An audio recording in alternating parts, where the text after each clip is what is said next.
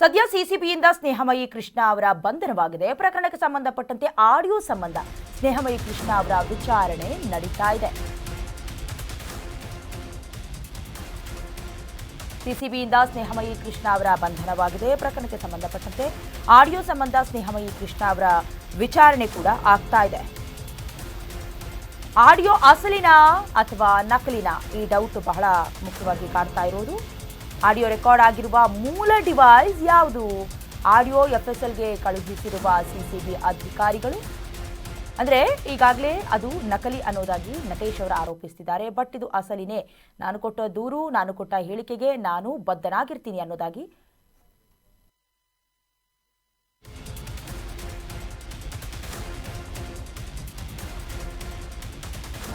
ಮೂಲ ಡಿವೈಸ್ ಯಾವುದು ಅನ್ನೋದಾಗಿ ಸಂಬಂಧಪಟ್ಟಂತೆ ಅಂದರೆ ಮೊಬೈಲ್ನಲ್ಲಿ ರೆಕಾರ್ಡ್ ಮಾಡ್ಕೊಂಡಿರೋದಾ, ಅದಕ್ಕೆ ಬೇರೆ ಸಾಧನ ಏನಾದರೂ ಇದೆಯಾ, ಎಲ್ಲದಕ್ಕೂ ಸಂಬಂಧಪಟ್ಟಂತೆ ಈಗಾಗಲೇ ವಿಚಾರಣೆ ನಡೆಯುತ್ತೆ. ಬಹಳ ಮುಖ್ಯವಾಗಿ ಎಫ್ಎಸ್ಎಲ್ ಕಳಿಸ್ತಾರೆ.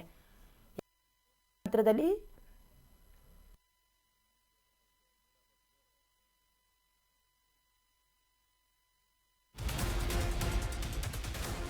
ಅಧಿಕಾರಿಗಳು ಆ ರಿಪೋರ್ಟ್ ಬರೋವರೆಗೂ ಕೂಡ ಕಾಯ್ತಾರೆ.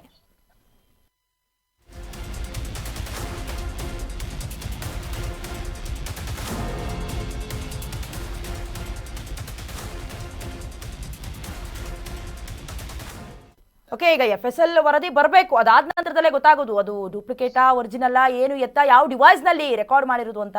ಇನ್ನು ಇದೇ ವಿಚಾರಕ್ಕೆ ಸಂಬಂಧಪಟ್ಟಂತೆ ಇನ್ನಷ್ಟು ಡೀಟೇಲ್ಸ್ ಅನ್ನ ದೂರವಾಣಿ ಸಂಪರ್ಕದ ಮೂಲಕ ಕೊಡ್ತಾ ಹೋಗ್ತಾರೆ ನಮ್ಮ ಕ್ರೈಮ್ ರಿಪೋರ್ಟರ್ ಸಂಜಯ್ ಗೌಡ. ಸಂಜಯ್, ಈಗ ಮತ್ತೊಂದು ಹಂತದಲ್ಲಿ ವಿಚಾರಣೆ, ಮತ್ತೊಂದು ಆಯಾಮ. ಆಡಿಯೋ ಕ್ಲಿಪ್ ಇದೆಯಲ್ಲ, ಅದು ನಕಲಿನ ಅಥವಾ ಅಸಲಿನ ಅಂತ ಸಂಬಂಧಪಟ್ಟಂತೆ ಈ ರೆಕಾರ್ಡ್ ಮಾಡಿರೋ ಡಿವೈಸ್ ಅನ್ನ ಯಾವುದು ಪತ್ತೆ ಹಚ್ಚಿದ ನಂತರದಲ್ಲಿ ಗೊತ್ತಾಗತ್ತಾ, ಅಥವಾ ಈಗಾಗಲೇ ಕೆಲವೊಂದಷ್ಟು ಅನುಮಾನಗಳೇನಾದರೂ ವ್ಯಕ್ತವಾಗ್ತಾ ಇದೆಯಾ ಈ ಕೇಸ್ಗೆ ಸಂಬಂಧಪಟ್ಟಂತೆ ಅಂತ?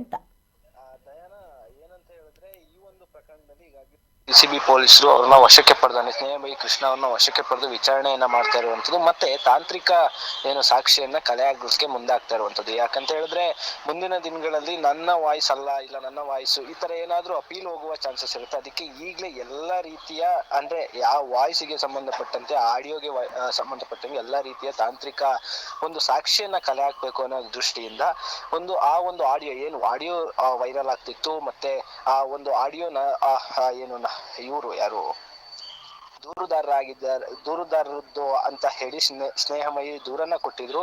ಈ ಒಂದು ಎಲ್ಲವನ್ನು ಕೂಡ ಪರಿಶೀಲನೆ ಮಾಡ್ತಾ ಇರುವಂತದ್ದು. ಅಂದ್ರೆ ಆ ಆಡಿಯೋ ಅವರದ್ದೇನ, ಇಲ್ಲ ಯಾವ್ದಾದ್ರು ನಿಜವಾದ ಆಡಿಯೋನ, ಇಲ್ಲ ಎಡಿಟೆಡ್, ಮತ್ತೆ ಇದು ಮೂಲ ಒಂದು ಏನು ಡಿವೈಸ್ ಎಲ್ಲಿಂದ ರೆಕಾರ್ಡ್ ಆಗಿರೋದು, ಯಾವ್ದ್ರಿಂದ ರೆಕಾರ್ಡ್ ಆಗಿರೋದು, ಯಾವ ಫೋನಿಂದ ರೆಕಾರ್ಡ್ ಆಗಿರೋದು, ಇದೆಲ್ಲವೂ ಕೂಡ ಎಫ್ಎಸ್ಎಲ್ ಅಲ್ಲಿ ತಿಳಿಬಹುದು. ಅದರಿಂದ ಆ ಒಂದು ಆಡಿಯೋವನ್ನ ಎಫ್ಎಸ್ಎಲ್ ಅಲ್ಲಿ ತನಿಖೆ ಮಾಡ್ಲಿಕ್ಕೆ ಅಂದ್ರೆ ಆ ಒಂದು ಎಫ್ಎಸ್ಎಲ್ ಗೆ ಕಳ್ಸಿಕೊಟ್ಟು ಅಲ್ಲಿ ಯಾವ ಡಿವೈಸ್ ಇಂದ ರೆಕಾರ್ಡ್ ಆಗಿದೆ, ಯಾವತ್ತು ರೆಕಾರ್ಡ್ ಆಗಿದೆ, ಮತ್ತೆ ಯಾರು ಮಾತಾಡಿರುವಂತ ವ್ಯಕ್ತಿ ನಿಜಾನ, ಅಂದ್ರೆ ಆ ಒಂದು ಆಡಿಯೋದಲ್ಲಿರುವಂತಹ ವಾಯ್ಸ್ ಏನು ದೂರುದಾರರು ಕೊಟ್ಟಿರುವಂತದ್ದು, ಮತ್ತೆ ಈಗ ಸ್ನೇಹಮಯಿ ಹೇಳಿರೋದು ನಿಜಾನ, ಇದೆಲ್ಲವನ್ನು ಕೂಡ ಪರಿಶೀಲನೆ ಮಾಡಿ ಅದಾದ ನಂತರ ಏನು ಕ್ರಮವನ್ನ ತೆಗೆದುಕೊಳ್ಬೇಕು ಆ ಒಂದು ನಿಟ್ಟಿನಲ್ಲಿ ಈಗ ಸಿಸಿಬಿ ಪೊಲೀಸರು ಮುಂದಾಗಿರುವಂತದ್ದು. ದಯಾನ, ಓಕೆ, ಈಗ ಕಸ್ಟಡಿ ಕೇಳ್ತಾರೆ ಸಿಸಿಬಿ ಪೊಲೀಸರು. ಸೊ ಕೋರ್ಟ್ಗೆ ಎಷ್ಟೊತ್ತಿಗೆ ಹಾಜರುಪಡಿಸ್ತಾರೆ ಅನ್ನುವಂತ ಡೀಟೇಲ್ಸ್ ಏನಾದ್ರು ಇದೆಯಾ ಸಂಜಯ್? ಒಂದು 11ರಿಂದ 12 ಗಂಟೆ ಈ ಒಂದು ವೇಳೆಯಲ್ಲಿ ಈಗ ಕೋರ್ಟ್ಗೆ ಹಾಜರುಪಡಿಸುವಂತ ಸಾಧ್ಯತೆ ಇರುತ್ತೆ. ಅಂದ್ರೆ ಸಿಸಿಬಿ ಅವರು ಹೆಚ್ಚಿನ ಏನು ವಿಚಾರಣೆಯನ್ನ ಮಾಡಬೇಕು ಅಂತ ಹೇಳೋ ನಿಟ್ಟಿನಲ್ಲಿ ಕೋರ್ಟ್ಗೆ ಹಾಜರುಪಡಿಸುವಂತ ಸಾಧ್ಯತೆ ಇದೆ. ಕೋರ್ಟ್ ನಲ್ಲಿ ಏನಾದ್ರೂ ಅವರು ಏನಾದ್ರೂ ಬೇಲ್ ಅರ್ಜಿಯನ್ನ ಹಾಕೋದು, ಇನ್ನೊಂದು ಮತ್ತೊಂದು ಮಾಡುವಂತಹ ಕೆಲಸವನ್ನ ಏನಾದ್ರು ಸ್ನೇಹಮಯಿ ಮಾಡ್ತಾರ, ಮತ್ತೆ ಆ ವಿಚಾರಣೆಯ ಎದುರಿಸಲಿಕ್ಕೆ ಅಂದ್ರೆ ವಿಚಾರಣೆಯನ್ನ ಮಾಡ್ಲಿಕ್ಕೆ ಸಿಸಿಬಿ ಅವರಿಗೆ ಇನ್ನೆಚ್ಚು ವಿಚಾರಣೆ ಮಾಡಬೇಕು ಅಂತ ಹೇಳಿ ಒಂದಿಷ್ಟು ಕಾಲಾವಕಾಶನ ಕೇಳಿ ಕಸ್ಟಡಿಗೆ ಕೇಳ್ತಾರೆ. ಕಾದ್ ನೋಡ್ಬೇಕಾಗುತ್ತೆ.